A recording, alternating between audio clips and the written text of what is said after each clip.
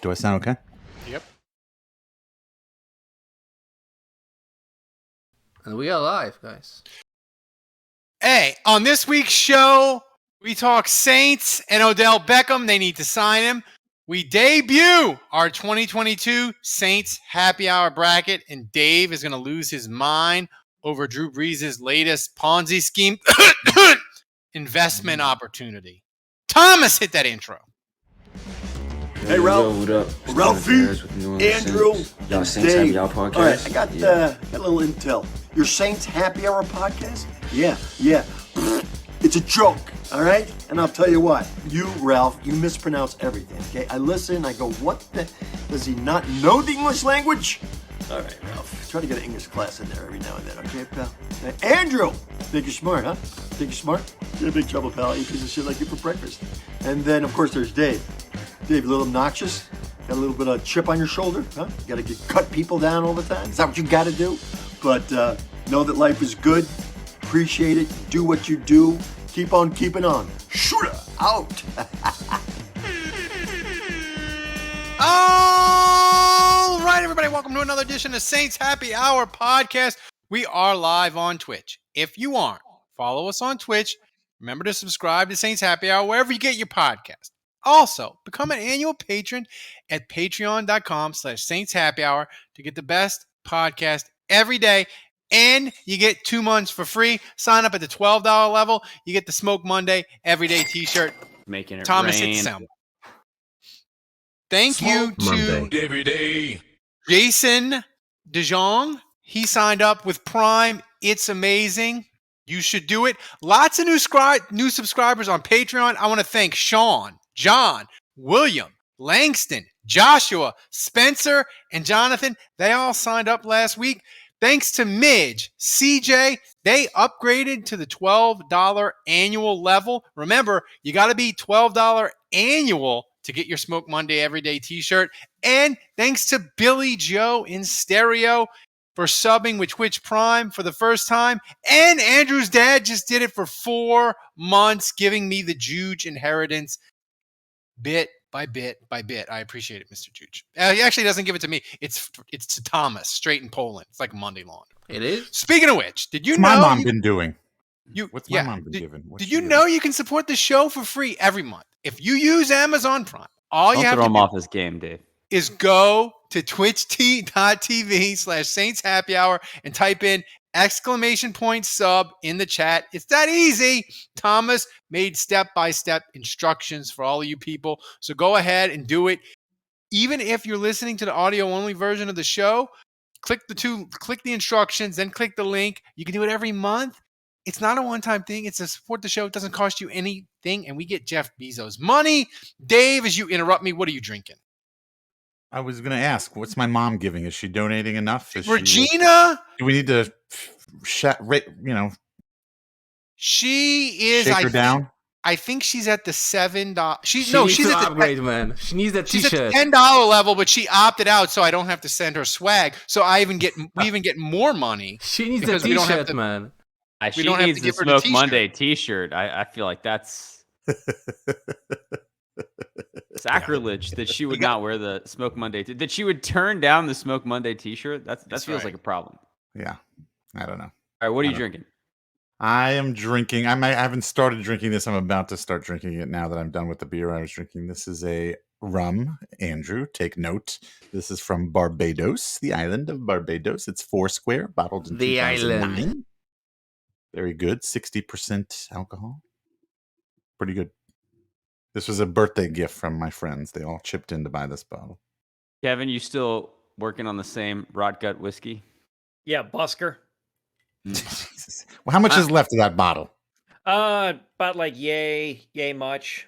You know, I will say, I played golf today. I played in a tournament. I actually played at the University Club in Baton Rouge, where the LSU golf team plays, and I won the closest to the pin challenge. I put a shot on a par 3 exactly 1 foot 9 inches from the hole, and I won a bottle of Blanton's. And I'm not really a bourbon guy. For a split second, I thought about mailing it to Kevin, but I was like, this is too nice to give to Kevin. I am drinking a beer from Three Notch Brewery, my favorite beer in Charlottesville. Just a local lager. Delicious, crisp and delicious. I'm drinking Horseshoe Pilsner in the Saints season survival mug. You should become an annual patron and get yourself one of these mugs. We I'm only not going to lie. You had me in the first half, Ralph. I thought you were going to say I'm drinking horse shit piss. I mean, if it's caramel flavored, maybe. Yeah. So the Saints didn't sign an LSU player this week. Oh, my brother-in-law and my sister-in-law, I think they're watching. They just texted me that. So shout out to Dave and Meredith. God, I hate to hear that. I hate to hear that. I have a Dave in the family far superior to the Dave on the show. All right. Oh, Go ahead. I'll go ahead and say that. How could that possibly be? I don't know. Possibly be? Respectfully disagree there, Juge. Just saying. We haven't even met this guy. So the Saints. He likes LSU. That's positive right there. I'll tell you that. I don't know about that. So Did he go to LSU or does he just wear the shirt because he bought it at Walmart? He actually went to Georgia, but he's an LSU fan. Jesus. Bonus points there. Yeah, He went to another SEC school and he continues to root for LSU. Let's keep peeling more layers of this onion. That's odd. Usually, he grew up in Baton Rouge. If a Louisiana person goes to another SEC school, they've made the decision to divorce LSU and go a different direction. But here's the thing with, speaking of LSU, Dave, they got Honey Badger, Jarvis Landry. They're both Saints, and they are recruiting Odell Beckham on the social medias. I want the Saints to sign Odell Beckham. I want him to sign Darrell Williams. I want as many LSU players as possible because, one, it's more fun for us, and two, it makes you very conflicted because I know the more LSU players the Saints sign, the more uncomfortable you get. Look at these Odell Beckham highlights. I know his knee is wrecked, but he could be healthy by Thanksgiving. Sign him up. Nothing's coming up on my screen. Do you guys? Yeah, see I don't see what the stream output is. I'm watching the Twitch cast. Yeah, which is 20 seconds delayed. But the highlights are coming up. So and they're you're all just gonna have to pretend you can see them, Dave. Yeah. You should be there they are. There we go. Oh, look, Thomas. I'm going to tell you what. We got the double intro to start the show. You didn't have the feed up. Not your finest hour is what I'm going to say about this, Thomas. Not your finest hour. Everyone has a hard time listening to Dave. Discount meats for Thomas this week. Look. We got Tyrann Mathieu. We got Jarvis Landry. I'm going to have to. The Bucs has to stop here at Odell Beckham. First of all, wait a second.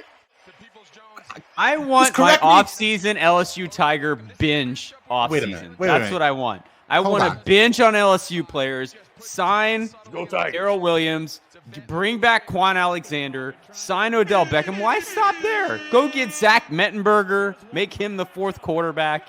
I'm sure there's a long snapper we can get from LSU. Bring back Will Clapp. Make up for all those years where Sean Payton refused to draft an LSU player. They've already done that. They've done that in spades already. Just keep it going.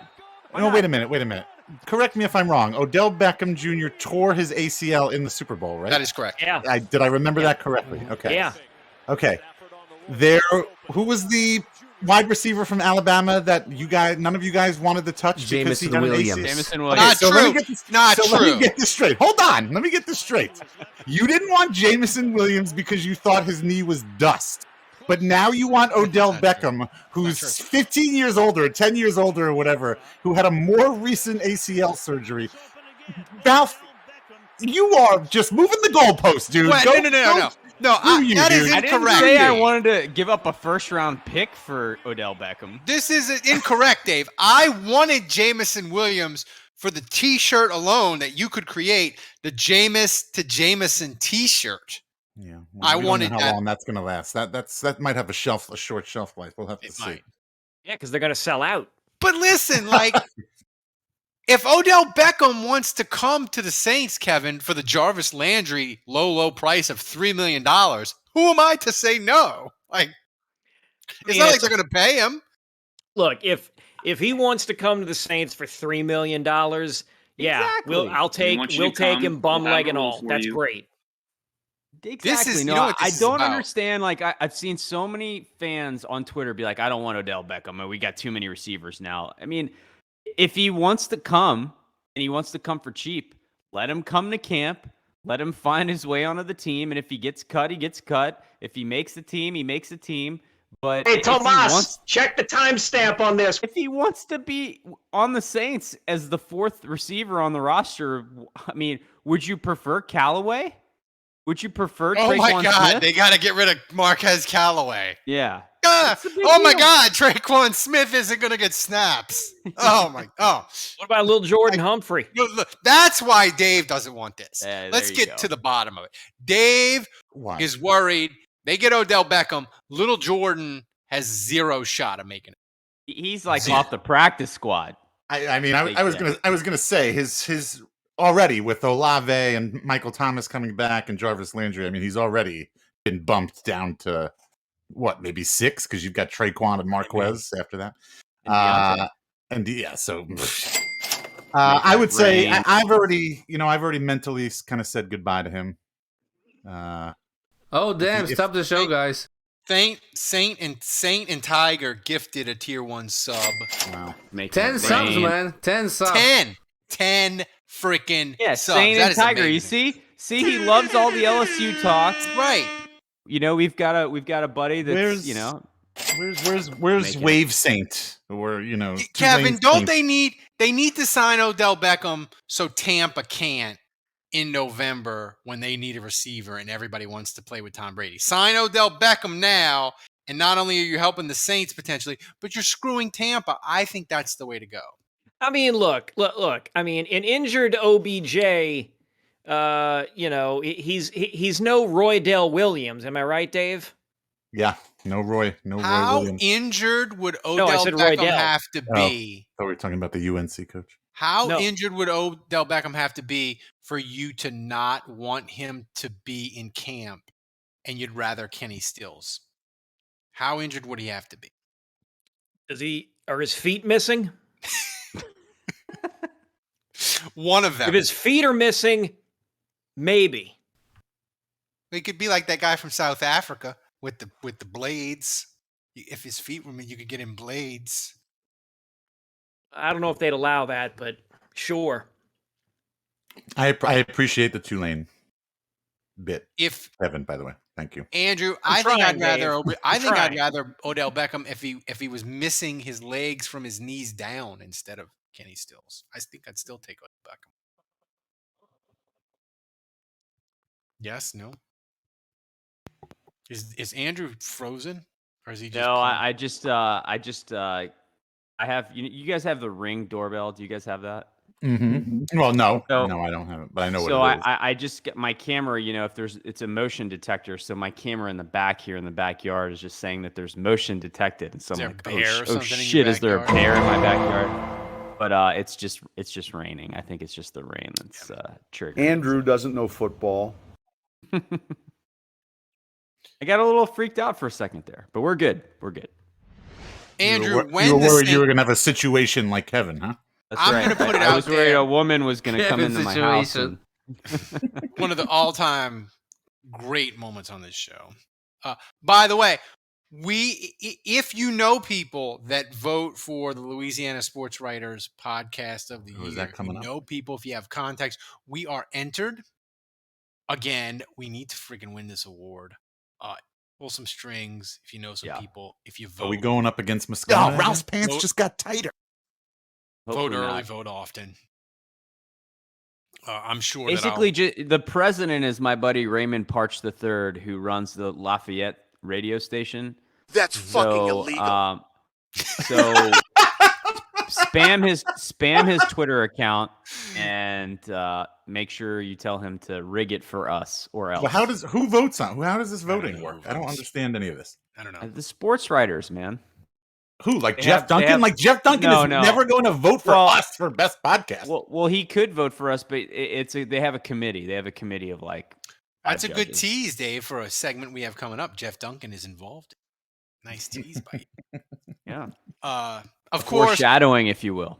We'll lose to Moscona. I'll lose to Less East in some sort of writing category. We know how this is going to go, but we try. We're like, what is it? Syphilis, Kevin? He moves the boulder up the mountain. No, I'm pretty sure that's. I'm pretty sure that's not syphilis. Sisyphus, man. It's not Sisyphus. Syphilis is what you use penicillin for in college, Ralph. Oh man. That's the clip of the week right there. Done. Done.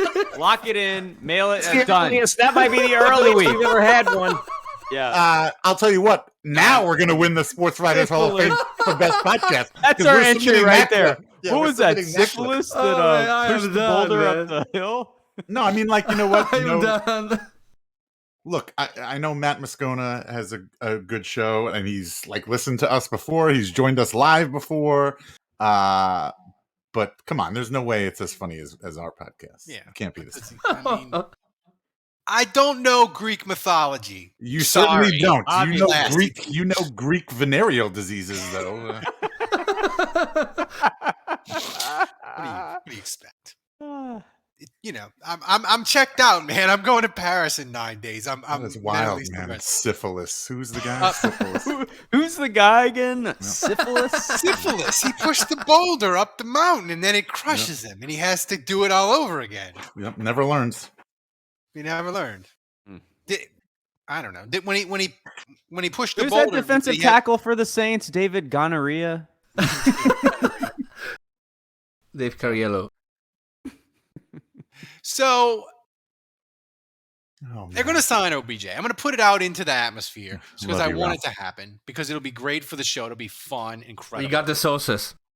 Send out a fake Patreon podcast saying the Saints sign OBJ, and then it'll happen. We'll send a fake one out, and then it'll happen like a month later. And I'll forget. That's what I'll do. I'll send it out for when I'm in Paris, so it can't come down, and it'll just be like a dream board. Like, like you do watch The Secret and you build your dream board.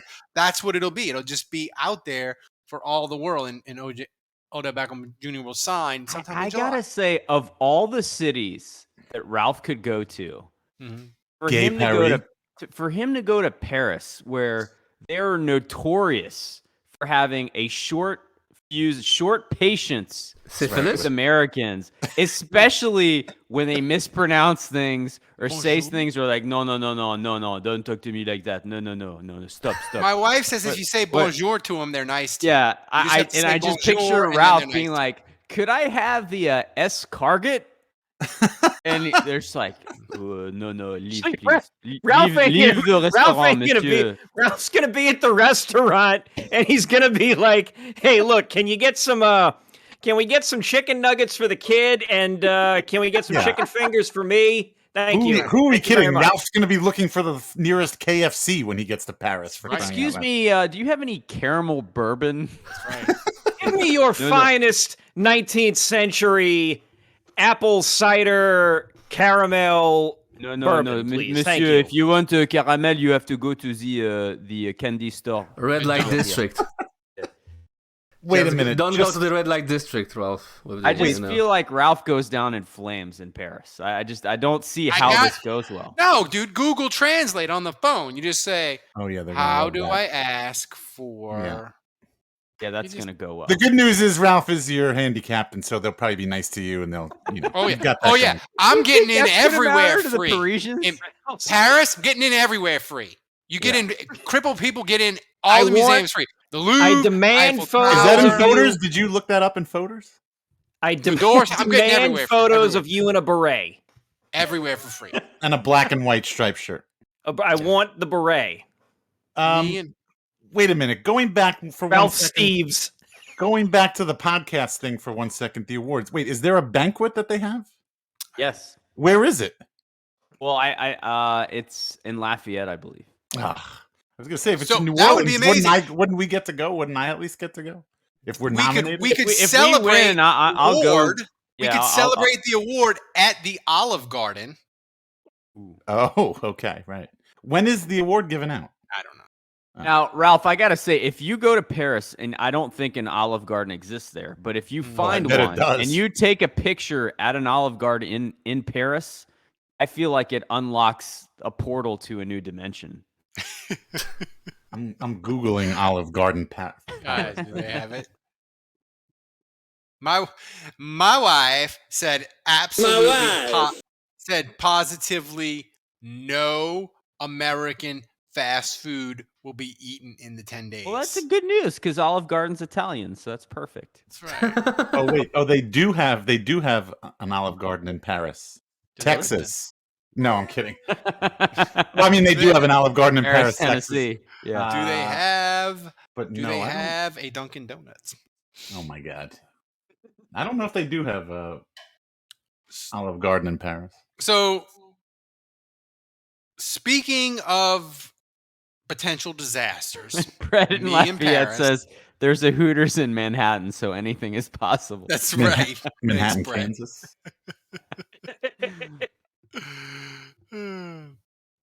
So, speaking of impending disasters, let's discuss the holes on the Saints roster. Me and Andrew did a patrons only tight end.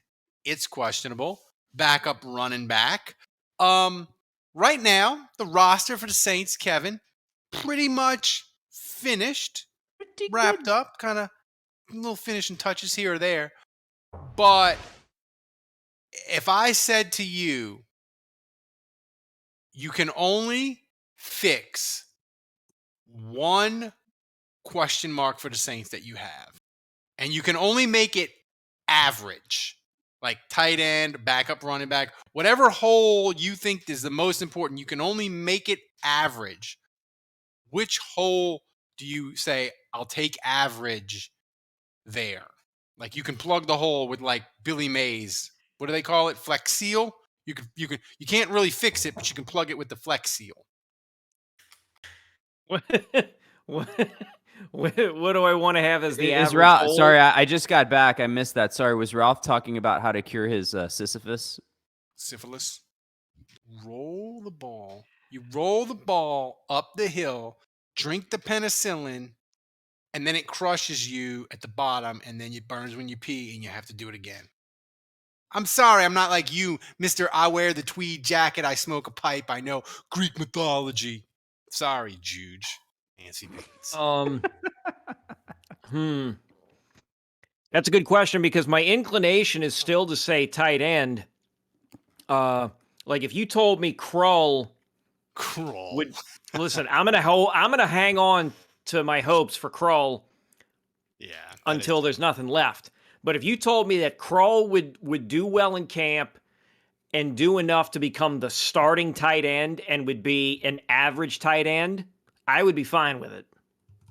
Would you rather Taysom be average sounds like you know which UDFA son you're going to be drafting. What's more fun, Kevin? Taysom being average or Krull being average? What's more fun? Krull being average. Because if Taysom is average, morons are going to come out of the woodwork saying, "Hey, why they pay him $135 million? I thought he was supposed to be good." That's if a direct Krull is good, we birthed 1,000 memes. By the way, you might notice that our microphones have these. Right. Yeah, we got microphone black condoms now. Yes. Yeah. These are condoms that Ralph sent us. Look, Andrew, you can peel yours off. Show them. Supporting the show allows us to upgrade things like video, like audio. Yep. So Thomas said to me in a production meeting where me and Thomas were planning the season, what to do every week, he said, "Ralph, we need to use protection. We need to start using protection. We have to use protection. We have to get the microphone condom. We're responsible in Poland, guys. You can't catch the monkeypox. Get the mic condom." Why does Tomas sound like he's from Venezia?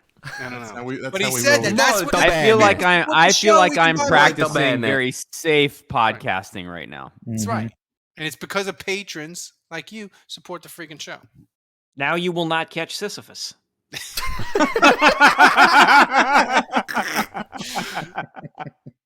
Nice. But Andrew, if I told you, Andrew, you could plug one Saints hole, but they can only be average. What hole are you plugging up with the Billy Mays Hayes? Your mom.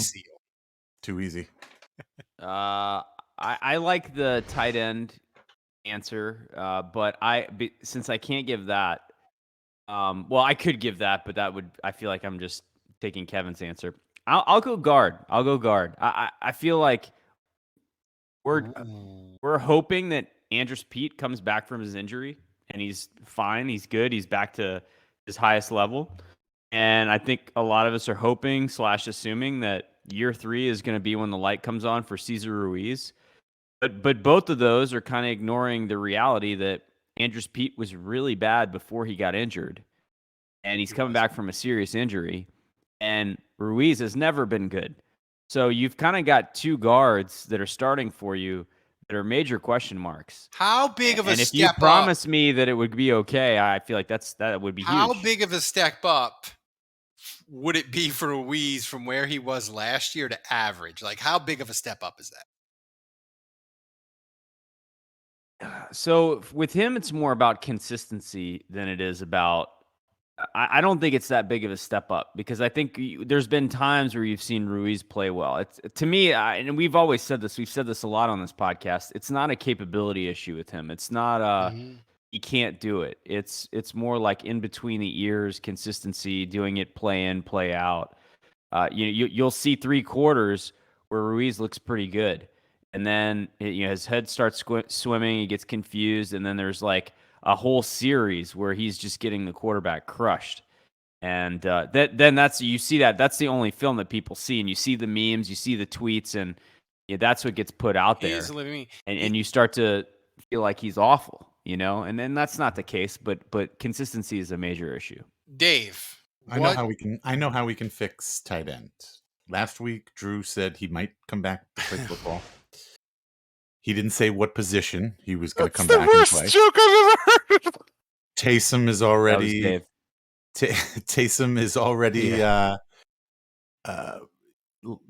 taking the torch and doing the whole quarterback to tight end transition. I think Drew comes back, moves to tight end also.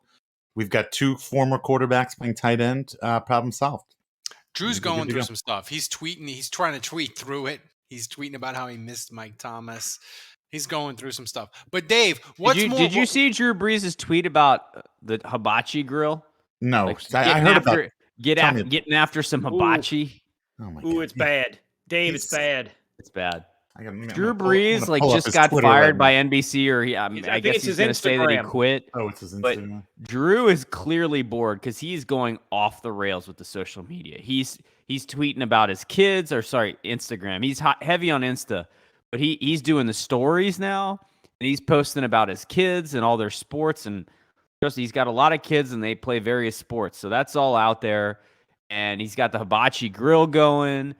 He's got, obviously, some other stuff that we're going to talk about in a minute. But Drew looks very bored and like he needs some attention. Because now that the top 10 seed in bad decisions last year. It was. Oh, I'm looking at this post. First of all, I love it. Like, he just took a picture of the playlist on another screen. He didn't screenshot it or anything, but he was listening to Chris Tomlin. Who is that? Am I supposed to know who that is? I think. Is it like Christian rock? Please tell me it's Christian rock. It's Christian rock. I'm sure it is. It's freaking Christian rock, isn't it? Of all former Saints, I feel like Drew Brees is probably last on the list of who I would take musical recommendations from. Oh, what? Wait, he bought in on small sliders? Okay. All right. He just got a couple of extra bonus points. Small sliders, they have some in Baton Rouge. Those are legit. Those are awesome. That's way better than Jimmy John's. This move and walk-ons. I approve of that move. But well, Jimmy John's is one of the most offensive things he's ever done. Bringing that to Metairie. Wait, why is his left arm? What, bro? What's up with his? Why is that quality so terrible? It does not sound like that on my phone. Yeah. Welcome to like 3 podcasts ago when we talked about him getting shoulder surgery on his left shoulder. I don't remember that. I was probably drunk. Between soft tissue injuries. Well, the Saints did hire a guy who can reduce the team's soft tissue injuries by 50%. You know that? So maybe that's why Drew needs to come back. I will say one quick thing about that, by the way. So Matt Rhea, who the Saints got, Matt Rhea, I don't know how to pronounce that. he's the guy that the Saints got from Alabama. And I read a tweet today that I think it was from PFT that Mac Jones is in the best shape of his life and that he's discovered like how much nutrition matters. Mm-hmm. And he's on this diet and he's focused on sleep and all this science. And like now he's like revolutionized his life. And I read this and I'm like, holy shit, he was just in Alabama and he's just now figuring this out with the Patriots. So I'm like, does that mean at Alabama they were setting him up to fail with like a shitty program? Yeah. Like I can't imagine now Nick Saban being like, "Eat the KFC, buddy. It's fine." Yeah, like, the whole Mac Jones like transformed his body composition and he looks great now. I gotta say, it made me a little nervous about the sports science people the Saints just hired from Alabama. Great, just gonna say it. Great. God, I hate to hear that. I hate to hear that. One other note, I'm going as I went through Drew's timeline there on Instagram. I know this is going to hurt a lot of people's feelings in New Orleans, but just notice that he's not in New Orleans. None of these baseball pictures of his kids' little league teams. It's not Carrollton Boosters, okay? They're in California, San Diego, right? Yeah, I'm sure. Yeah. Just make a mental note for those of you who are saying, "Oh, Drew should be mayor of New Orleans. He should run for mayor." Just take a mental note. Look, he might. If he gets bored enough, Dave, he may be mayor. I didn't really think. I'm just saying, Kevin, there are people out there who think that if you believe that Drew Brees was going to stay full-time in New Orleans for the remainder of his life, for the next 40 years, you're out of your goddamn mind. You're out of your mind. The guy, I feel like three out of 4 people on this podcast have no room to throw stones. That's right. Drew. The guy lived in Texas, so he knows what a hellscape is. Then he spent time in San Diego, borderline heaven on earth. Oh, hold on a second. Hold on. He grew up in Austin, Texas. I feel like Austin is a freaking awesome city. Shout out now. I don't know. I don't know if it shout was out to that Meredith great. And Dave, my sister-in-law, my brother-in-law, who both live there, by the way, and they're my nephew, their little baby Cooper. They all live in Austin. Great town. I've never been. I can't attest to that. Austin is awesome. It's awesome. Everything else in Texas kind of sucks, but Austin, Texas is legit. Great food. Cool town. Well, anyway, he then lived in San Diego, which is, close to heaven on earth. Then decided to come and live in New Orleans. Come to play in New Orleans. Did great. Did wonderful here for 15 years, 16 years. Great. If he wants to keep a residence here for the winter, that's fine. That's beautiful. But I am not expecting Drew to live in New Orleans full time or even half time.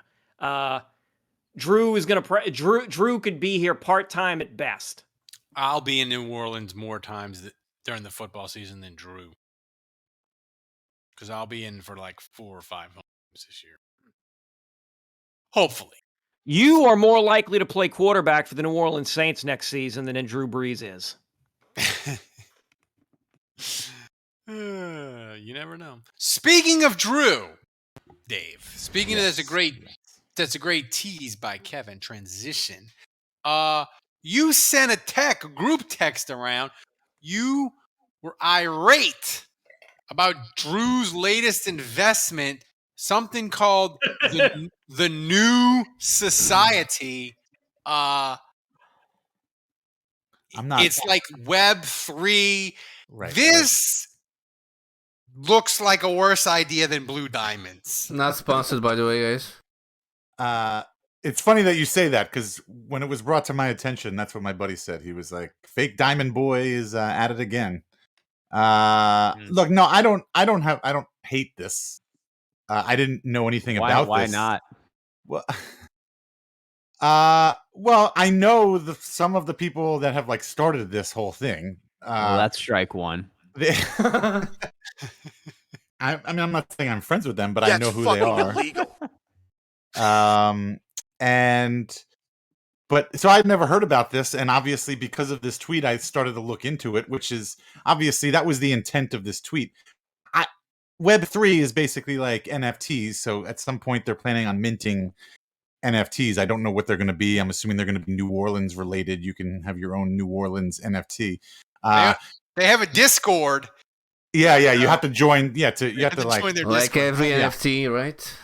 But I looked it up. I mean, so they're taking 504 founding members. Get it? 504. This to be one of the new Bienvilles or into the new society. They have a headquarters at this is a blast from the past now. Some of you may remember the Red Room back in the day, the late 90s, early 2000s. Now, and then it was called Eiffel, and so they have that space now, which used to be a piece of the Eiffel Tower that they brought over here and they turned into that club or whatever. So that's where this new society is going to be. And I mean, I guess basically it's trying to be like a think tank ish kind of thing. I don't know, but I guess they're going to mint NFTs. They're going to try to raise money, and I guess they're planning on using that money to help the community. But like, you read these websites and it's just like there's just so much mumbo jumbo. Like you read the entire thing, and then when you're done, you're like, "What did I just read?" I still don't know what they're doing. I still don't know what an NFT is.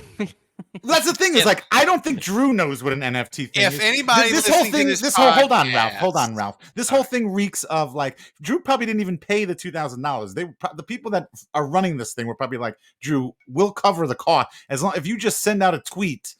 Don't worry about the $2,000. Attach your name to it. Yeah. Yes, exactly. And that's good. what I feel like this has that written Butteridge says that Drew is one step away from joining Scientology, and it really does feel that way. It really does. If anybody listens to the podcast and you have the money to join I've thought about it. 504 founder, don't waste your money. You're setting your money on fire. If you're buying their NFT, give it to us. We will buy microphone condoms. Well, we will. It begs the question. It begs the question. Maybe we should have Saints Happy Hour NFTs. NFT. Maybe you can own the time that the woman broke into Kevin's apartment. You could be the owner of that moment in history. Or the time actually, you know what? We just minted a new one. I have a lot more moments that I'm willing to sell off. All right. Well, I can assure you of that. Actually, you know what? Breaking news. We here at the Saints Happy Hour. That's not the breaking news, sorry. Oh. We here at the Saints Happy Hour podcast, we just minted a new NFT that can be yours for $1,000. We call it the Syphilis NFT. And for $1,000, you can own that piece of Saints Happy Hour history. So should we... Hey, Tomas, check the timestamp on this. We need a Kevin Love update. Oh, this is a good set. Yeah, you might want to pour yourself another drink, Kevin. You might want to fill. You might want to fill her up. Thomas, they're blowing up the rundown. You might want to fill her up. There we go. Empty bottle. It's empty. It's empty like Kevin's heart. Spoiler alert: we here on the Saints Happy Hour podcast know the Love update, but the rest of you are about to hear it. Yeah. Yep. So give it to him. They can fucking guess. I mean, you guys practically told them without saying. Oh. You're engaged. You're engaged. Woo! Betty, I'm pregnant. You've been pregnant with pizza for years. Yeah. All right, pregnant with emotion. No, it ended. Kevin. It ended.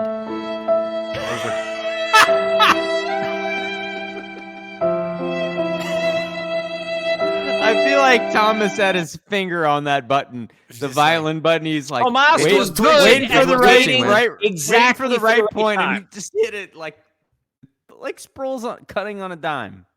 Well done, Thomas. So it ended like we back to grinder, man. Made plans. We were making plans to maybe see each other Friday night. She was going to be flying back to St. Louis Friday. Things were hot and heavy, right? Like hunky-dory, like you were feeling good about this. Sweaty. Yes. Yeah, it was going very well. Saints hat. Saints hat. Any chance she's watching the show right now? Next to none. It turned out she's a Falcons fan. Admit it. Admit it, man. That at least would be an explanation. So, yeah, tell the story because I have we're a theory. texting back and forth on Friday. Hey, might see you tonight, might not. If not, we'll see each other Saturday. Okay, text me when you get text me when you land. Great. God. I take a nap. Aggressive. No. I'm giving a Cliff Notes version, guys. Jesus Christ. I take a nap. I wake up about 2.5 hours later with a message that it literally is like, it's like, hey, Kevin, sorry, ellipses. And so I open it and it's this like long paragraph of text. Brutal. Where she basically says, she got like with the promotion that she just got, she's going to be. I come to talk with you again. Sorry. Yeah, shit. That's Ralph. I'd be more than happy to find a Miss Robinson somewhere. Look at Ralph's shit-eating grin. You just made Ralph's fucking month. Dude, yeah, where is my Mrs. Robinson? Christ. Fuck Paris, dude. Ralph, this is the best thing that's going to happen to Ralph for the next 3 weeks. That's right. It's basically like she's got more on her plate now with her job, and she wants to make sure that she's got time to give to her son. It's not you, it's me, right? It's like, look, I don't know. Like, the texting you thing, make time for something that you're invested in and care about. Wait, is she our age? She's 37.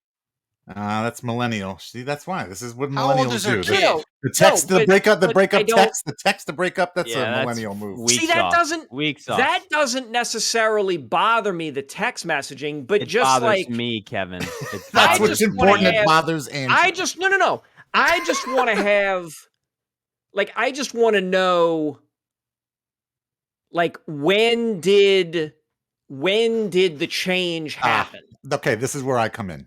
He's going all high fidelity. What's the actor from High Fidelity? What does it all mean? Yeah, you're like John Cusack. Yeah, I texted you guys this, and this is my working theory, and I'm pretty sure it's 100% accurate. So y'all were texting while she was out of town. She was getting on a plane. Everything was hunky dory before her flight. And then as she lands, she breaks up with you. I am almost positive that she finally listened to one of our podcasts on that flight. And she had to break up with you the second she fucking landed, and she was back in St. Louis. That is why is that quality so terrible? It does not sound like that on my phone. And that answers everything. That answers the quick. It hurts my heart, but that's a really strong theory. That answers everything. That answers theory. the quick. You have questions about the quick change of heart. I think that absolutely answers that. It answers why she would break up and maybe do it over text. I don't know. I'm just saying. I don't know. Guys, she sent us a message. She sent us a message. Fuck you, Andre George.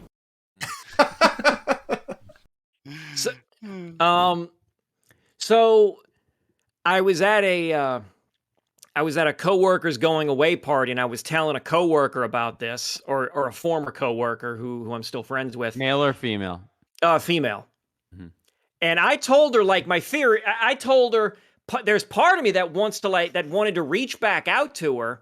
Because, like, I messaged her back, like, within 15 minutes of getting that text message saying, well, obviously, I'm disappointed. This is a surprise. I thought we had something nice going on, blah, blah, blah, blah, blah. You know, you want to make time for your kid. That's respectable, Good luck to you. No one wants to make time for their kids. We hate it. Yeah, I mean, ask Tom Brady and Drew Brees. Yeah, exactly. But... So I'm telling my friend this, and she says, you don't want to message her that because you're probably not going to like the response. I said, no. It's not about liking the response or agreeing with the response. I just want the knowledge of, like, when did she make this decision? Like what was going on? And then my friend just said, Kevin, she probably felt this way for a while, for at least a few days, and finally decided, all right, I've got to rip the Band-Aid off and just be done with it. And that's it. I would say that's okay. That's very astute. That's an astute observation. And you know what? That makes sense. That makes sense. I've been telling myself the last, like, 3-4 days that makes sense. And also, it's like I'm not sure if she was going to be interested in having another kid. Right. Because like that's been my thing is I would like to have at least one kid. Yeah. So maybe for the better, but I get it. Exactly. You want closure, and also I guess I think knowing you, like an exit interview, you want to maybe know where you went wrong so that you can improve upon that. The exit interview. Moving forward.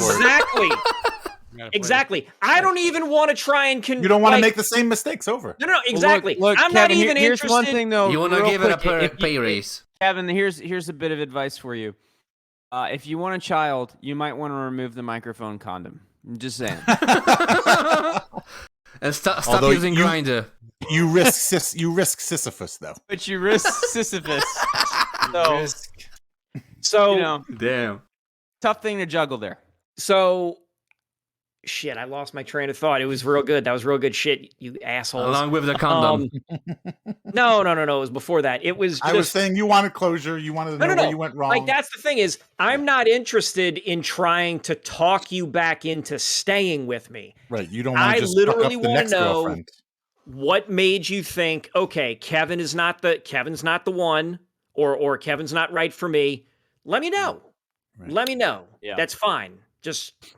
It's great. No hard feelings. Totally cool. It's the podcast.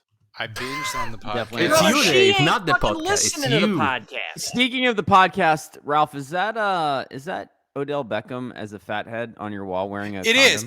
I have Odell Beckham. I have syphilis, and I have Jarvis Landry. Can somebody just clip Ralph saying I have syphilis? Wait. Hey, Tomas, check the timestamp on this. I don't know. Kevin, wait. If we can clip Ralph saying I have syphilis and followed by Jude saying one of those random times that he says, if you want to come, that would be perfect. Wait, we Kevin. Want you to come. We'll have I don't know. For you. I think it might be naive. I don't know. I feel like if I was dating somebody and they told me that they had a podcast, I feel like the first fucking thing I would do is listen to that fucking 100%. podcast. I mean, my own family was watching tonight. I think it's somewhat naive of watched me. Yes. I think it's somewhat naive of you to think that if you told her about the podcast and you told her the details, she had the ability to locate the podcast and listen to the podcast. I never told her about it. It's not that you have interest in the topic. It's a vetting. Yeah, it's the same way. It's the same way. Like before you go on a blind date, you look up their Facebook, their Instagram. 100%. I get that, but she already said that she basically checked me out prior to us even meeting. And so, I never told her the name of the podcast. You know what? I never said the name of the podcast. Here's how you can find it. I'm gonna Google your name. I want to see wrestling, didn't she? Yeah, she came and watched me wrestle, and she didn't go running for the damn hills on that. I think that might have been the moment. No, I don't buy that. All right, well, first of all, Kevin, so good news. You think you know, but you don't know. Kevin, and good. You never will. Good news. Where we are, Kevin? Good news, and you may already know this, Kevin, since it's your name. But when you Google Kevin Held, all the top search results are this actor. Apparently, there's an actor named Kevin Held. Yes, yeah, and do you? And I know that. So and do you know? Yeah, you're like scrubbed. You're like scrubbed from the internet. You don't even exist. No, not quite. All right, well, I'm gonna type in Kevin Held St. Louis.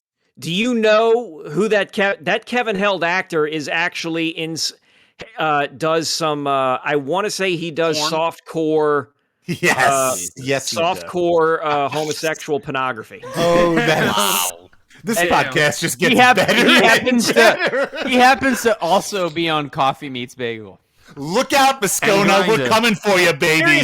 We're coming for you. No, this is why. That's part of it. But this is why I use my middle name on Facebook and when and at my job. Is there's the actor who has a career, apparently a good enough career where he keeps getting consistent work, and because several years ago there was an asshole with my name out west that ran a 9/11 scam where he scammed a bunch of people for some freaking quilt charity, and the guy had my name. And I'm like, no. I'm Kevin. Sean held, and there's nobody that's going to ruin that one but me. Why should you change? Why should you change your name? He's the one who sucks. Thank you, Michael Bolton. That's a great one. That's a great reference. Yeah. This show is really. This show is the best. Like every now and then I get together with like some dads or whatever, and some of the dads like at my kid's school or my daughter's school, some of them like know about my podcast and they listen and they become fans. And every now and then they'll mention it in public and one of the other dads is like, "Wait, you have a podcast?"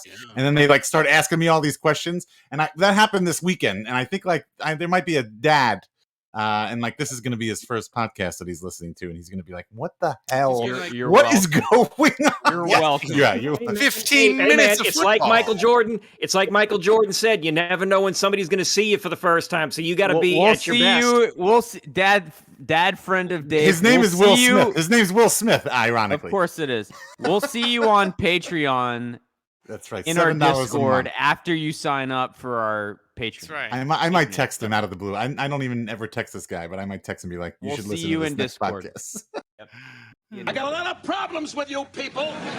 No. Oh man, well that was 30 minutes on Kevin Held. It was. Wargot has a great question here. Does the Kevin Held, the other Kevin Held, the less significant Kevin Held, corn gay did he get Sisyphus from his acting? Oh. I don't think so. I don't think so. I mean, I'm pulling up. You're pulling up. I'm pulling up his IMDb. This guy, he's known for Longhorns Justin. That was the name of the movie. I don't know what kind of movie that is. Dave, you're not even gonna show it, history man. I was gonna, but you know, you're gonna want to clear that history out, Dave. Mm-hmm. Whatever. So my wife knows what I'm into. My wife. Yeah. My wife. So And we should put Betty in that this. is a softcore game. We might need to put He's Betty in our topless on the bracket. cover. Jesus, Dave. Great. Everyone has a Go hard ahead, time Ralph. listening. Power to Back through, in buddy. 1982, a Texas University Power student through, who was Ralph. curious Power about the talking. male. Hold on. Back in 1982, a Texas University student who was curious about the male sex fantasies he had been having decides he needs to hook up with an out gay student on campus. That was That's Kevin the plot. Held. That's the plot of Kevin Held's big movie, his big break.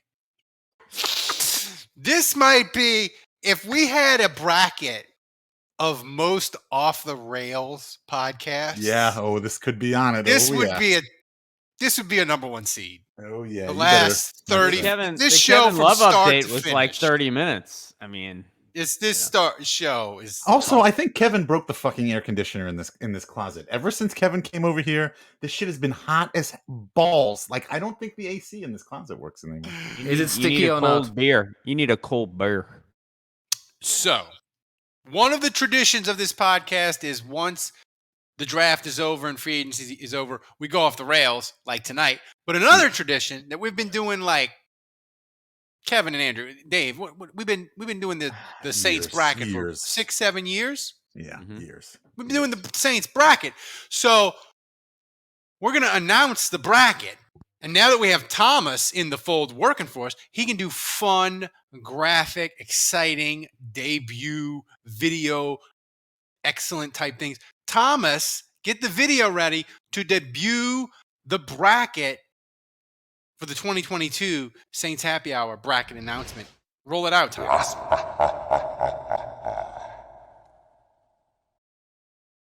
That's right. That was it. That was it. The bracket is the Saints' greatest We villain. got to speed this up here, Dave. That's the bracket, the Saints' greatest villain. And this bracket is strong. We'll debut the seeds later. We might need to put Betty in here. She's a villain. She's a Saints villain. We don't. Yeah. She's fine. She's fine. Everything is fine. Kevin, she hurt you. She hurt you, Kevin. So She didn't hurt me. It was a disappointment. That's fine. That happens in life. Here's the thing with this bracket. We don't have the seeds. We have the seeding, but we don't have that bracket the full bracket done yet. But we have some strong people in this bracket. We have, of course, Goodell. We got Vinovich, Vernon Davis. Don't tell them everyone, man. Jeff Duncan. Just little tease. Just a little tease. But now wait. Now we should explain that because we hashed this out through text message. We were throwing out some other people originally, but then we all kind of decided that this had to be from outside the organization. So this wasn't going to be. I wanted to get Dan Morgan in there. Andrew, even though technically he didn't play it down for the Saints, but so somebody like Dan Morgan or any like Mike Cerullo, Jeff Santini, any of the guys involved in any of the scandals, Greg Williams, like none of those guys qualified. Andrew, explain to the people within the organization. Well, we had a bracket. We had a bracket that was called Worst Saint Ever, and Ditka was on there, and Brandon Browner, Jason David, and I'm like, look. If you want to go down this rabbit hole of like guys that were in the organization that were awful, we already did that. It was called the Worst Saint Ever. We did that bracket, and Ditka won, by the way. Ditka won that freaking bracket. Did he? But yeah, so I think where we landed on this when we were text messaging is like you cannot have been employed by the New Orleans Saints. You cannot have been an employee for the Saints. Now, interestingly, Sean Panthelon does qualify because he was an outside, he was contracted. He was contracted, but he was not an employee of the Saints. So, a lot of those guys that you just mentioned obviously were like Saints. Michelle Sproles. Yes. Qualify. Michelle Sproles is in the mix, but so like Morton Anderson or Bobby Hebert going to the Falcons, like they don't qualify. They play for the Saints. I mean, Kevin, I think in this bracket, Goodell or Vinovich, they got to be like the heavy favorites, right? Wait, say that again. Goodell or Bill Vinovich. Oh yeah, I mean, listen, like those are. If those are the two favorites to make it to the finals, and now Dave and Juge are going off to take a piss or get a beer or something, so now they're leaving me and you. I'm right here. All right, good. Just like old times. Calm your tits. You're my security blanket. Thank you. Calm your tits. But yeah, I feel like it's going to be Goodell and Vinovich in the final two. I feel like and they need to be. And Ralph, we need to make sure that like they're on opposite sides of the bracket so that they can meet up in the finals. But I'll say this and call it a spoiler alert, whatever. If Goodell and Vinovich met in the finals, I'm going to tell you right now, I would vote for Vinovich. Ooh, it's strong. It's tough. Don't say anything else. I'm not saying what I would do. Don't say what you would do. Dave decided to spoil his vote. That's fine. But you got some interesting people. We have people like Colin Cowherd who didn't make it. We got some. If you're an old school Saints fan, we got some people in there. We got Mike Lansford, Flipper Anderson. Like we tried to get a mix. I mean, the Saintsville. This is a strong bracket. I mean, they got some Saints villains like strong. Jamie's one of one. Yeah, no. Is he in this? Because I was going to say, never mind. I take back my Vinovich. I'm voting James. Algie Crumpler. I mean, Roddy. I mean, they have a ton of villains, Kevin. And how do you like? I think this is going to be fun because the definition of villain, people can spin it any way they want, right? You can say that he killed the Saints in games on the field, so you hate him. It could be annoyance, like Jerry Glanville, maybe. So, like, this bracket. How you decide to define villain really makes this interesting. And I know the top is heavy, but I think there could be a lot of upsets along the way in this tournament. I'm going to disagree. I don't know about a lot of upsets. I think you will have. I honestly think this one's going to be mostly chalk. I think you'll have one or two upsets along the way, but I really think it's going to be mostly chalk. Like again, I'm predicting right now, having seen all the nominees. I think it's going to be Vinovich and Goodell in the finals. I think it's going to be Andrew. I think this tournament is potentially like the NCAA tournament itself, where you have a lot of chaos in the first 2 rounds, but at the end it might be chalk. But in these middle round, you might have some chaos from like seeds that are lower. You know? Yeah.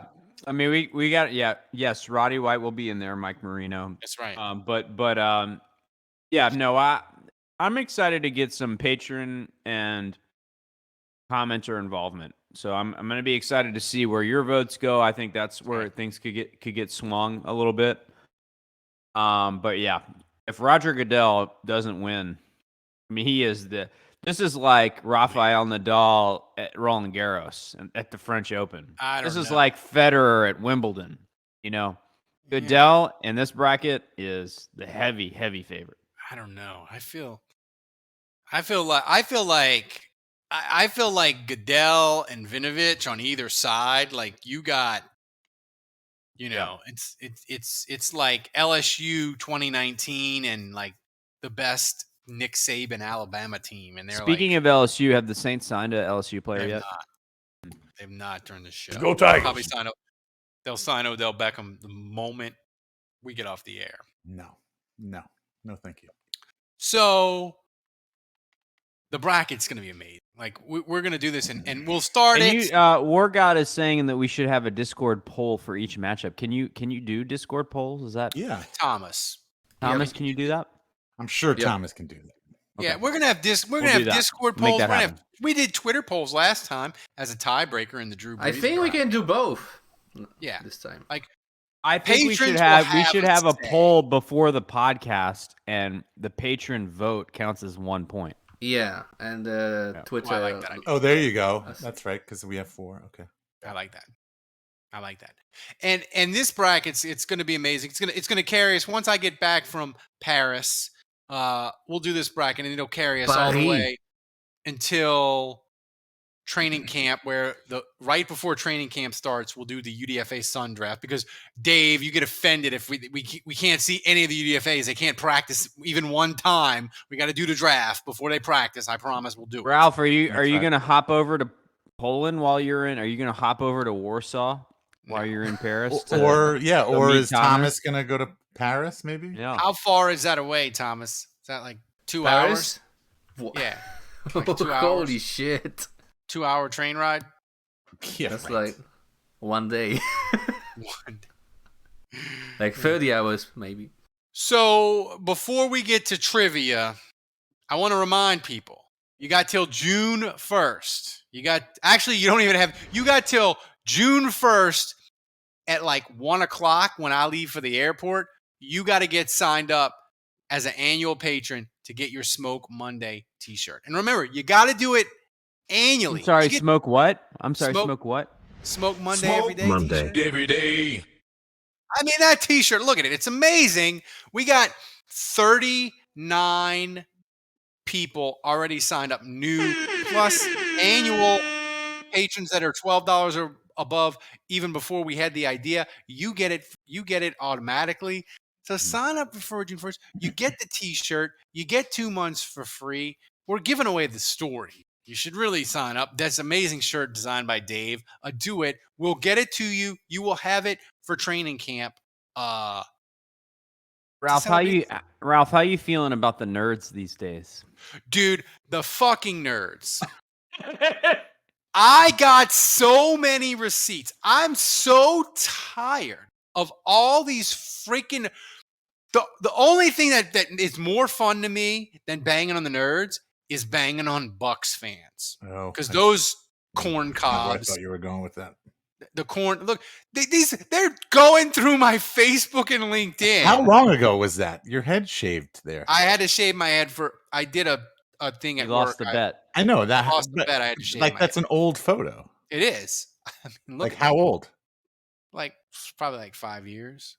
6 years, maybe even older. You look better now. No, you know what? Yeah. It's like, yeah, you do. It's like no, because Max was born because I shaved my head and then I had to go be in my brother's wedding and my brother was mad at me because my head was shaved. So it's less than 6 years ago. Sorry, But Dave. dude, that's the Tampa fans. They're going through they're going through a 46-year-old crippled man's Facebook to find pictures of me because they're mad that I'm making fun of them, that Tom Brady got owned by Trevor Siemian and Taysom Hill and CD Deuce. Like the last 2 days, that's all I've been doing. Tom Brady is still the quarterback for the Buccaneers. He hasn't moved to Miami yet? My thing with the nerds is if you don't like Loomis's roster construction, if you don't like his cap decisions, if you don't like how he drafts, Suck it. Point me to like where it's failed. Because 7-9 is the worst he's done in like 16 years in New Orleans. And like, and if like that's not okay, it's like, yeah, but you got, I've been told for 15 years that this strategy, eventually you pay the piper. Eventually you gotta pay the piper, right? That's what we keep being told. Well, that's what Dave said. The Saints were $100 million over the cap last year. They were $70 million over this year. Still got Jarvis Landry. Still got Tyrann Mathieu. Still traded to get 2 first-round picks, right? Retooled the roster. So, like, my question to the nerds is, when do you admit you're wrong? Like, at what point? Like, never. Like, right, I get that, but it's like, I mean, at least be honest about it. Say, like, unless the Saints win a Super Bowl, all their decisions are horrible. Can't do it. People, when they make up their mind on something, they will not openly admit that they were wrong. They may casually say, well, guess I didn't have that right. But then they will just keep on moving forward as though they never said any of that wrong shit before. That's just how people are. Here's the thing. The line of you gotta pay the piper. People will be wrong on something. They will be wrong on something, and they will harp on the thing that they are wrong about for months and years on end. And then when they are confronted with reality, they will just simply, it'll be like the game of fucking Pong. Yep. They will bloop and then go off in another direction. And that's it. Here's my thing, though. Here's my thing, and I get all that. You move the goalpost because you can never admit you're wrong, because then that's condemning yourself or whatever. But my thing about the whole Loomis and Loomis math and all that is the detractors. The thing that they never admit, and this is the part that really gets me. All right, when you look at Loomis, at least tell me, like, say something like, if you don't win a Super Bowl, everything short of that is a failure. Like, go ahead and say that. So then at least I can be like, okay, yeah, if you want to win a Super Bowl or bust, then you can criticize. But, like, I don't know. I tend to be one of these people that's like, if you make the playoffs, you have a shot at the Super Bowl.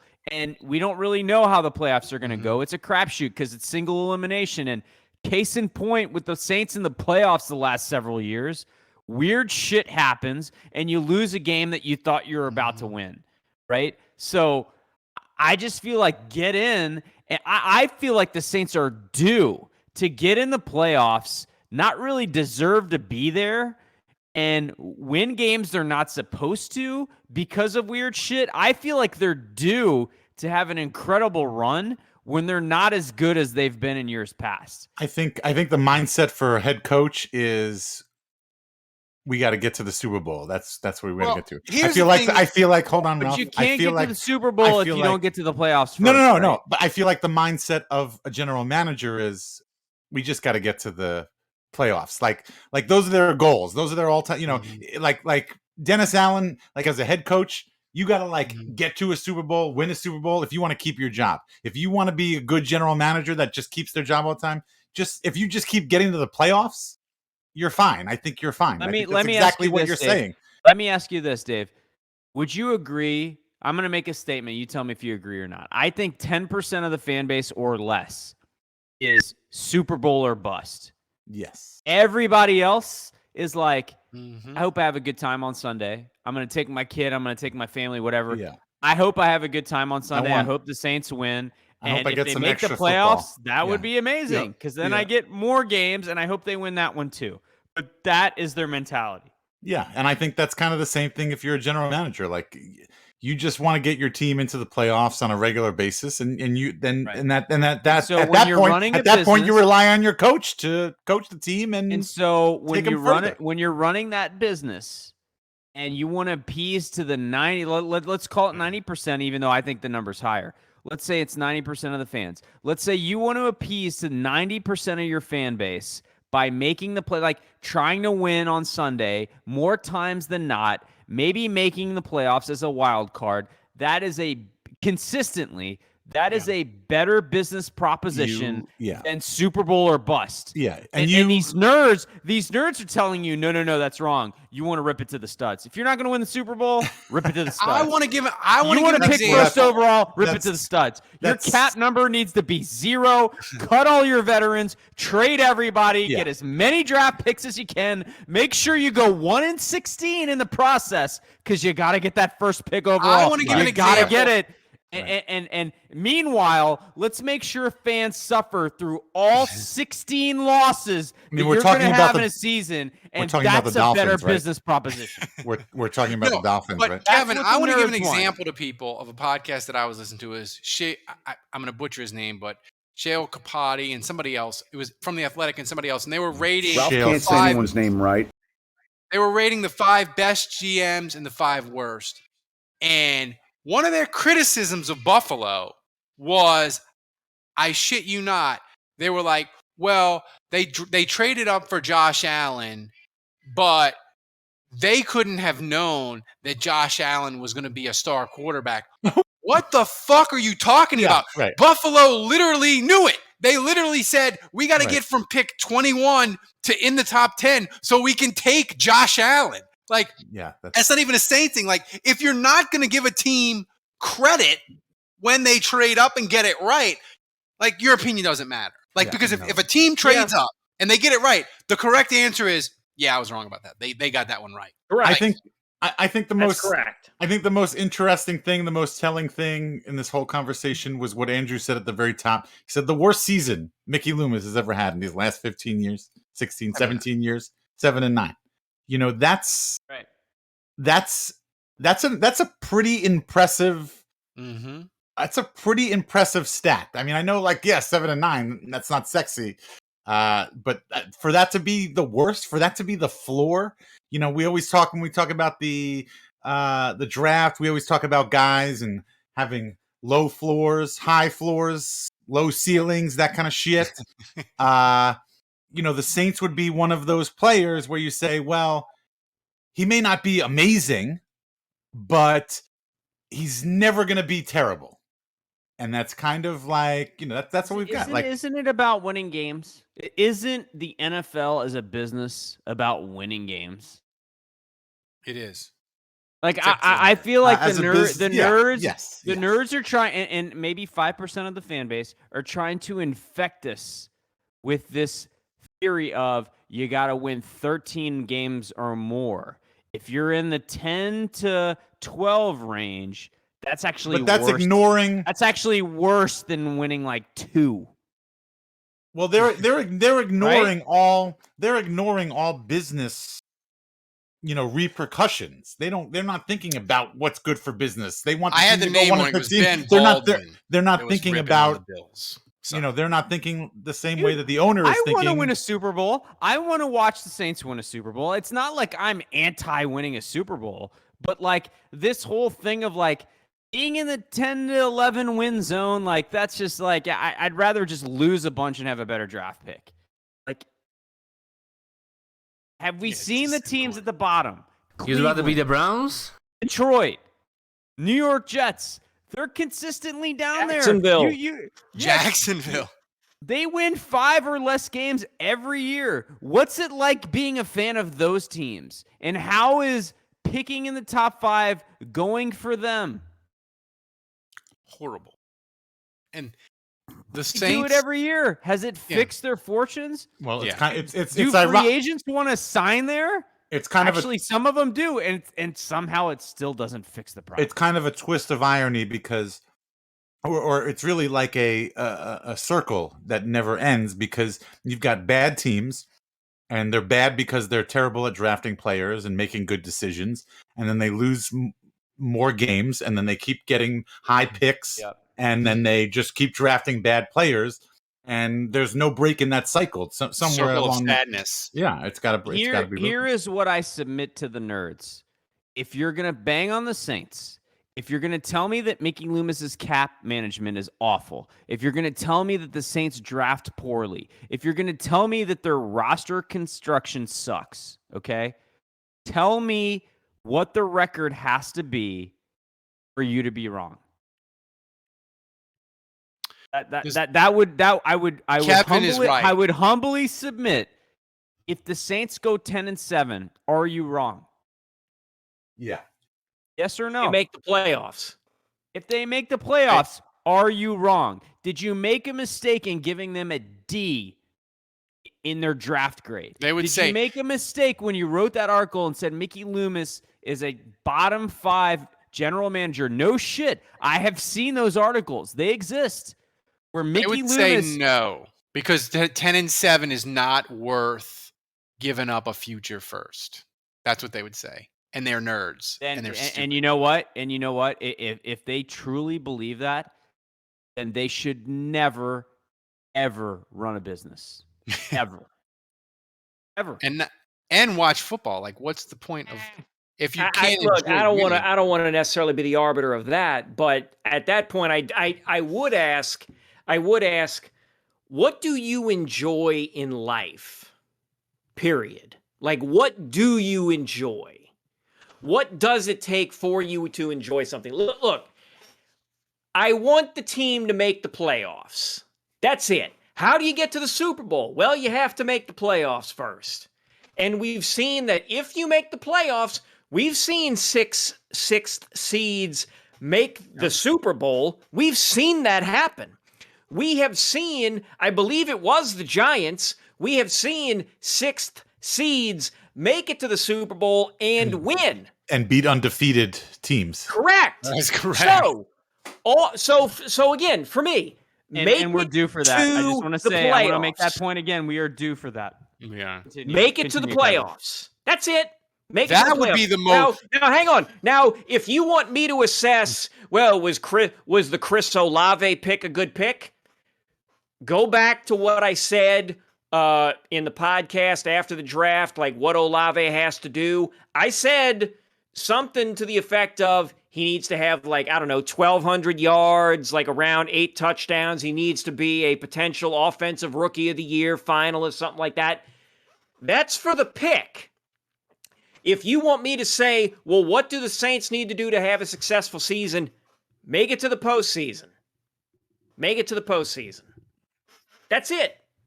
If you if your method of success is Super Bowl or bust or championship or bust, you are going to be a disappointed person 99.9% of the time in your life. And that is a miserable fucking existence. It is miserable. And I don't want to have that life. I really don't. When you're a GM since 2006 and you're in the top 5 in the NFL in wins, and since 2017, you're in the top 5 in the NFL in wins. At what point do you get the benefit of the doubt? Fair question. Yeah, no, it's the process, Andrew. Their process is not good. No, it's fine. And they just stumbled into Drew. Everyone tells me that Cleveland has a better process. Tell me how many wins they have since 2017. Tell me how many wins they have since 2006. Compare the two.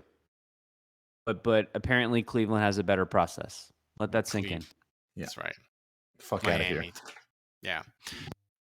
Speaking of process, Thomas, get us to the trivia.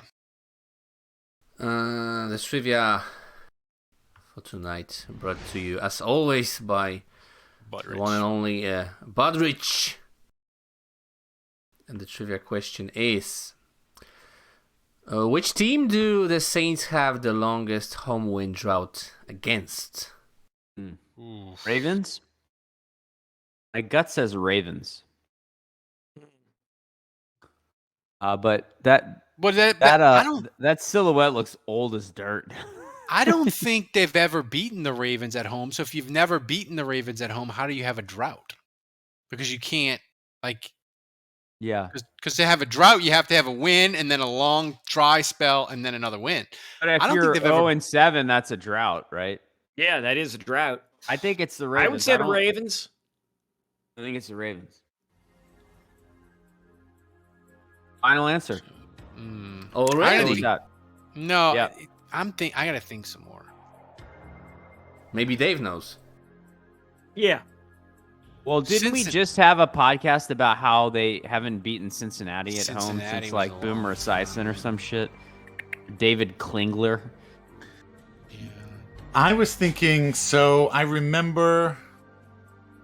Well, hold on. Are we talking games or years, Thomas? The year is the answer. The year. Years. So it's got to be AFC. Badrich in the chat says it's a trick question, guys. I was thinking the Ravens because I remember that was like the last team that like Drew Brees had to beat all 32 teams. They've never beat the Ravens at home. I know it. I'm thinking the Ravens. I think the answer is the Ravens. Is that what you guys? I just walked back and walked in. Is that what you guys said earlier? I think it's the Ravens because I don't think they've ever beaten. Yeah, but Juge has me now second guessing though. Juge now has me second guessing though that it could be the Bengals, but I don't know. I'll go with the Ravens. Let's go with the Ravens. Well, hey, I just want it to be known. I walked out and came back in, and I came up with the Ravens on my own. I didn't know that you guys... I know. We know, Dave. You are your own independent thinker. You run a T-shirt company. You make big decisions. You drive a Dodge Stratus. We get it. We get it. All right. Everyone Ravens, has a hard final time answer. listening to Dave. I drive a Dodge. I love that. It might be the Titans. It might be the... Just put the answer on there. No, we beat the Titans. Didn't we beat the Titans on my birthday, November 11th? Ralph is clearly looking at his Google search. Ralph is looking at the chat. You see him like type in like in the corner there. His son is on the side holding an iPad. Oh, it might be the Titans. His son's holding an iPad off to the side there. Max. Biloxi What is Blues, it? I'm with you. I think it's the I think it's the Titans. If you are correct, Ralph, then you cheated. Well, I just looked at the chat. The answer is correct, then you cheated. I don't know if it's correct, but I agree with Biloxi. He's reading the chat. He's not. I'm reading the chat. You're cheating. But Biloxi Blues has a question mark. Biloxi Blues doesn't have the Ralph answer. is disqualified. The answer is the Ravens' final answer. All right, go. Go ahead and reveal that it's the freaking Titans. That's Tannehill. Is it though? Picture of Tannehill. Tannehill, you say? Okay. Broncos. Wow. Tannehill, huh? Wow. Well, that's interesting because I remember Torrance Russell Small Wilson having in the a biggest, Broncos jersey. Torrance Small having like Andrew, 180 yards receiving, but that was at Mile High Stadium. Aaron Brooks. Well, when did the Saints? Broncos. Okay, so when was the last time the Saints beat the Ravens? Never. I don't think ever. No, Drew Brees finally beat them one time when the guy missed the extra point, but that was in Baltimore. Yeah, that's under protest. He stepped out of bounds. For the record. Stupid white cleats. Denver, man. They crushed Denver in 1988 too. They beat them like 42-0. What's up, Romeo? So I was with you, Biloxi Blues. I thought it was going to be the Titans. You cheated, Ralph. I didn't cheat. I just looked at the chat. He got it wrong. He got it wrong. Man. I was just reading the chat. It wasn't like I went to Google. The Saints haven't beaten the Broncos since 1988. Right. Second, the Saints, the all-time series, the Ravens lead the Saints 5-2. The Saints have never beaten the Ravens in New Orleans. Yeah, that's right. So you can't have a drought if you haven't won. Well, then were the Colts. How do you figure? You can't have there's a drought. Of course you can. A drought means you beat them before. No, it doesn't. That's what I'm telling you. No. If you're 0-5, that's still a drought.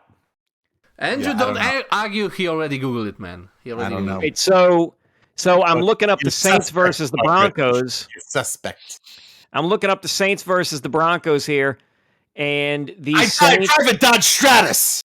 The Saints, the 1988 victory. Jesus Christ, boy, they beat the piss out of the Denver Broncos. I told you that. 42-0. Yeah. Can you recap the losses since then at home? At home, yes. In 2000, which I believe I was in attendance for. Actually, shit, I was in attendance for both of these. The Denver Broncos beat the New Orleans Saints in December 3rd, 2000, 38-23. And then in 2004, hold on. With 2000, that was with Aaron Brooks, right? That's right. The quarterback. Yes. And then in 2004, this is the one I really remember because the crowd actually cheered when they finally got a first down. The Denver Broncos beat the Saints 34-13. Yeah, that was when Terrell Davis ran for like 1,000,000 yards, right? I can check the box score on that. Hang on, I can check the box score. Hang on, Chief. It was somebody else. It was No. It was not. No, it was Reuben Drones. Oh my God. 28 rushes for 166 yards and 1 touchdown. Yes, Rick I Venturi remember that. defense. Oh my God. Soft. Couldn't stop him. Saints leading rusher, Deuce McAllister, 13 rushes for 42 yards. Wow. And then finally, the last Saints home game, 2016, the Broncos beat the Saints 25-23. That was the extra point. I think 25-23. Kevin, I think Reuben Drones, his first 2 carries went for touchdowns for like 40. Let me go back and check that one. Hang on. I think it was like his first 2 carries. Like I arrived. You just ruined Budrich's question for next week. Todd, I think you're right. That was Aaron Brooks' first start when they lost to the Broncos, and he played very well in that game, surprisingly well. No, his first start was against the Rams. It was his No. don't Reuben think so. Drones, the touchdown came in the first quarter. Actually, a minute and 46 seconds into the first quarter, Reuben Drones had a 51-yard run. Told you. Touchdown. The starter was Jeff Blake before Aaron Brooks. No, it was Aaron Brooks. Because that game was, hang on, let me go back. The December game, that was Aaron Brooks because Jeff Blake got hurt real early in the season. Jeff Blake got hurt versus the Raiders. Like week 8 or 9. Jeff Blake got hurt versus the Brooks, Raiders. Shit. You want to know who the Broncos quarterback was for that one? Let me guess. What year? This was 2000. Brister, right? Bubby Brister? No, it was Elway. No. Still Elway. Greasy? No. Yeah, Brian Greasy. That's Brian my Greasy, guess. yeah. Gus Frerotte. Gus Frerotte. Oh 11 of 16 for 201 yards, and 1 touchdown, a quarterback rating of 132.3. Wow. Compared to Aaron Brooks. Oh my God. Compared to Aaron Brooks, 30 for 48 for 441 yards, 2 TDs, 2 picks, a rating of 89. The reason the Saints... You know what Aaron Brooks did that day? He went full Jameis Winston. The reason the Saints lost that day? The rushing attack. Mike Anderson, 37 rushes, 251 yards. The guy that owns the seafood restaurants and 4 touchdowns. Listen, you run for 251 yards, they give you a seafood franchise, Dave.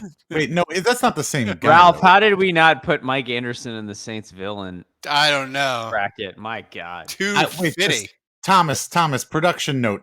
The microphone condoms are working. Kevin was very much more muted and muffled, but I think Kevin might need to double bag it. We might need to get him a second muffler. Yeah, he was a bit too close. I even texted him. I think we need some extra protection against All right. We've talked about the Broncos Sisyphus. enough. Let's go to the questions, please. Yeah, let's get the... I can't look at Russell Wilson. Hit the music so we can get one more finger guns, second. Thomas.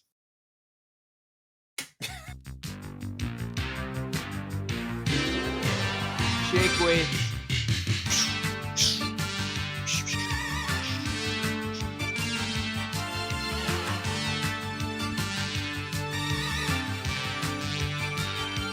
And to think, I thought we were going to be a short show tonight. Next question. Okay, first question. Before we start the question, by the way, you stole one question, guys, from Biloxi Blues, because he wanted to know how would you rate Mickey Loomis as a GM? We covered that. Awesome. That's how we rate him. This is New Orleans. We steal things. Don't worry about it. Okay, so you're lucky you're not dead. First question comes from Saints Rabbit, and Saints Rabbit asks, if Breeze is available as coach/advisor, where would you all see him most suited in our Saints world? I don't know. I feel like, all right, follow me on this. I don't know. Maybe this is a little weird, but like, you know, when Breeze was a player, he was a leader of the team. He was a captain. People listened to him. I don't know. I feel like ever since he's retired, like, I don't know, like you can't take him seriously. I don't know. I don't know if this would work. I don't know if the whole coaching advisor thing. I don't know if that's necessarily in his wheelhouse. I don't. Yeah, I don't see him being. It's weird. Like I guess my point is like it's weird. Like when he was playing, he was a good leader of men. But I feel like when he's not playing, I don't think people listen to him. I don't know why. I don't know why. It's weird to say. It doesn't really make much sense, but I don't know why. The thing to me, Dave, about being a general manager, watching Mickey Loomis over these last 20 years, the most important skill for a general manager is being able to hire good people. It isn't talent evaluation. It isn't cap. Mickey Loomis has two skills. One, God loves him and just will not allow him to make horrible mistakes. But his second thing is he hires really good people. Kai Harley, Jeff Ireland, like Sean Payton, like he makes great hires. Because as a general manager, you can't be great at everything.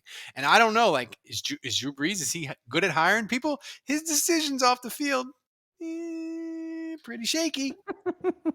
I don't know. I just feel like when he's playing football and he's doing well, like everybody will listen to him because he's going to lead the team and he's going to go up. But like once you lose that aspect, it's kind of like you, Ralph, said, I don't know if I'm gonna.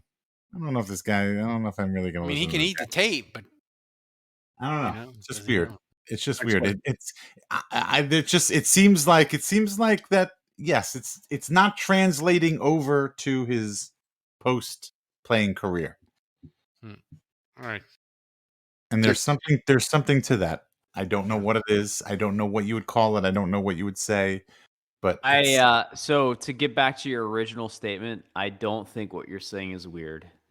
And I can't put my finger on it exactly either, but I know what you mean. Yeah, it's just there's a disconnect there somewhere between playing and the non-playing. Drew operates on this plane that made him great for a really long time. And somehow there's like this plane that he's on, and there's a disconnect from everybody else. And it's fine when he's breaking records and freaking every throw that he makes is accurate as hell.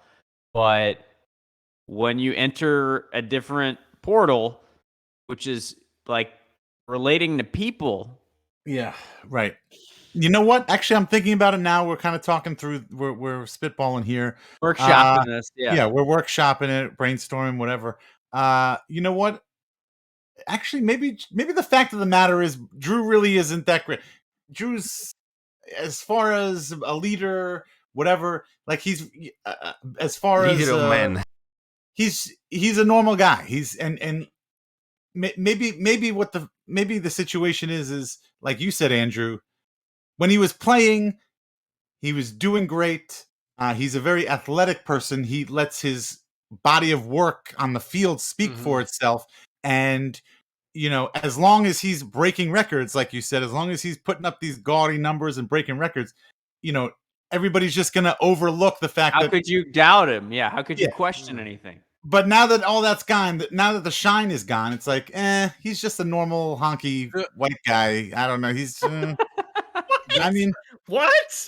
He's just a normal honky white. He's just a short white guy. I don't know. He listens to Christian music and he invests and he says yes to everything. And yeah, I think he did say yes to Jimmy John's. I'm honestly like seriously. I'm thinking that's like what the thing. Like he was just an okay guy, but his body of work spoke for itself, and everybody gave him respect for that. But now that you're not on the field, it's just like, hey, you're kind of just a dorky, nerdy guy. I don't really want to hang out with you. I don't know, not that cool. I was just. It's like, when you're in school, it's like I was just hanging out with you because your mom let us drink in your basement. But now that your mom doesn't let us drink in your basement anymore, I don't really like you. Now that I'm 21 and I can buy my own beer, whatever. But that's the analogy. That's the analogy. That's steal your dad's Miller High Life ponies. That's the point that I want to drive home here. Now that I hit on it, it's that same situation when you were in high school or whatever, and you had a friend, but you only hung out with that friend because he got you something. He had a tangible value. His mom let you drink in the basement, or his parents were divorced. And the extra game console. Whatever. Exactly. We did have a Drew Brees terrible decisions bracket. Yeah, and Drew has. That was another bracket that we had. And whatever, and whatever that, and it's so going. Back to the analogy. Whatever the cool thing that you were hanging out with that friend. He loses that cool thing, and now you're like, well, shit, I don't want to hang out with you anymore. I didn't actually like you. I just wanted to keep using you for this thing that you had. And I kind of feel like maybe that's what it is. Drew, we didn't really like you. We didn't really give a shit about you. But you kept throwing touchdowns. Come on. We're still talking about Drew Brees. And we kept taking this too far. You've taken this too far, Dave. I don't know. It's one thing when you poop all over Jameis 101 and that, but Drew Brees, you're over the line. We're still talking about Drew Brees here. Have some respect. You're over the line. God. Have some friggin' respect. Andrew Christopher Freeze. Have some friggin' respect. Bite your tongue. I'm just saying. What do we got? Next question. He had the mom who had the Sunny D. This is the money question. But once Drew's mom started just buying the purple stuff, you were like, "Fuck this, I'm out of here." Thomas, can you mute? We got some OJ. We got some purple stuff. Dave. Sorry, Dave. Thomas, mute Dave. Everyone has a hard time listening to Dave. I'm muting myself because I'm giving you gold and you don't even fucking appreciate it. Oh my God. Okay, next question is a good one, guys. Shut the fuck up. From Christmas. You are the time god. Yes, I am. Who is the time god, Ralph? You seem to know the mythology, man. Syphilis? I think that was gonorrhea. I think that was the ancient saint diarrhea, of right? Herpes. No. I think that was chlamydia. Yes. It was chlamydia. Okay, you are the time god. You can run the off-season exactly as it's gone with Dennis Allen as coach. Or you can go back and play out the scenario when Sean Payton remains head coach and the off-season results are unknown. Which do you choose? That's a great effing question. Chris Moss, that is a great effing question. Chris Moss difference. Well done. Yeah. Chris Moss, DM me your information on Twitter, and honestly, give you a Smoke Monday T-shirt for free. That was honestly, to me, this is like 50-50 because you've got an off season with Dennis Allen, but you don't know how the season's going to go, so that's the question mark.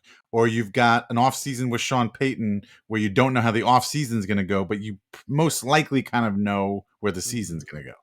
Well, what's your answer, Ralph? I don't know, Dave. I know, but I don't know. Like, right. I feel like if you have Sean Payton, I don't know how the season. I don't know how the off season. My answer is the first. It's like, Sean Payton talked Deshaun Watson into. Does Sean Payton? Is that the thing that moves the needle for Deshaun? Does he go Watson? Russell Wilson? Oh right, no. Does he go Russell? You mean? I think that would be like. Or does he draft Kenny Pickett? Oh, yeah, he loved Kenny Pickett. Oh, it's a tough question. I mean, yeah, you know what? I'm good with Dennis Allen. Yeah, I mean, was here's say, the thing. if that's what we're talking, if Kenny Pickett is on the line, forget it. No, pass. Because here's the thing. Why, Kevin? I think I go Dennis Allen. Kevin. I'll be right back. Kevin's ran leaving. Out of I'll say it anyway. Well, he ran out of bourbon. Here's the thing. Got to go on. If Sean Payton is the coach, we know pretty certainly that he loved Kenny Pickett. They would have got fucking reckless to get Kenny Pickett. There is no way if Sean Payton loved Kenny Pickett that they would have sat there and waited until pick 16 to draft Kenny Pickett. John Payton would have been like, do you know how many Hail Marys I'll complete with Kenny Pickett as my quarterback? That's right. I think. What do you think Kevin is getting to drink now? Because his bottle's empty. Diarrhea. Try something new. I don't know. I feel like the one thing that we know out of all the 4 scenarios in this question, we know Dennis Allen's offseason. I think we all think it was a good offseason. We would all rate it favorably. I mean, he could have signed 1 or 2 more LSU players, but yeah, pretty good. Yeah. So let's take that. Let's lock that in and then just roll the dice on the rest of it. We already know we've got something good. I like it. Thomas picking up. Started slow, but he's closing strong. Next question. Okay, last question of the show, guys, from the man, the myth, the legend, Monadula. Oh, here we go. Oh, God. Monadula from Twitter. The question is Ralph spending too much time tweeting about the being no Bucs Saints rivalry? Yes. Is he actually willing the rivalry into existence? No. These corn cobs, these herbs, these Bucs fans, they are so... I think I need to pay for a TED Talk for the Falcoholic can get all 20 of the Bucs fans and give them a TED Talk of how to trash talk against the Saints. They are so terrible at it. And it really does bother them that the Saints kind of own them. They throw the playoff game over and over again, but it really does bother them. And it bothers Tampa fans. They know in places they don't like to talk about that Super Bowl, it's not theirs, it's Brady's. And history will regard it as Brady's 7th title. They are just a footnote in it. And they're going to go back to being Tampa this year. They're going to finish 3rd in the South. Oof. Tampa's a hockey town. That's market down. Probably the worst thing I could say about them. Is Tampa Bay. Tampa Bay is a hockey town. The Lightning are really good. Yeah. Because they also hate baseball. Yeah. Wow. They do hate baseball. Tampa could win 120 games and they have 9 people in the Yeah, they don't give a shit, man. They don't. Everything come out okay, Kevin? Oh, Kevin's... Oh, yeah, everything's fine. Okay. So thanks for the questions, everybody. And by the way, it's not too late to get your Smoke Monday Everyday t-shirt. Become a patron, $12. Annual patron. You get 2 months for free and you get the t-shirt. Do it before June 1st. It's amazing. Sign up now. Go right now.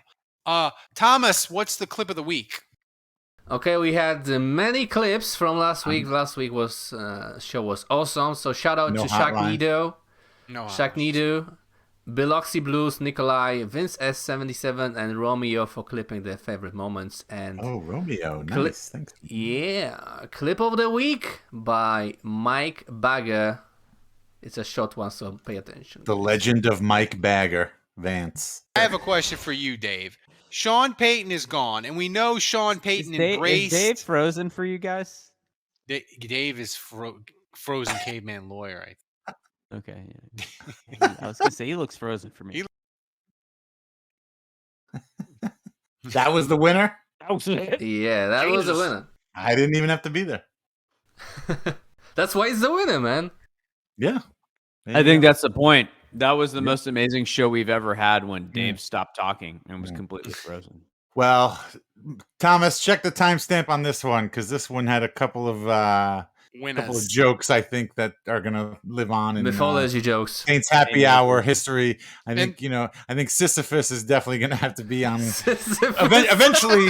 I mean, like we are definitely close, I think, to having like our own meta bracket where we can do a bracket of our own things. I think we're real close. Yeah. So I want to tell the audio only listeners, go to YouTube and you can see the clip of the week. You can see the video rant that Dave did about it being Dave's. I mean, Dave did a rant about how it's Jameis's last chance to be a franchise quarterback and set Twitter ablaze. And it was amazing. So subscribe to our YouTube channel to see all the fun stuff if you're an audio only listener, because Thomas works hard on these graphics, and we have an amazing live stream. You should do it.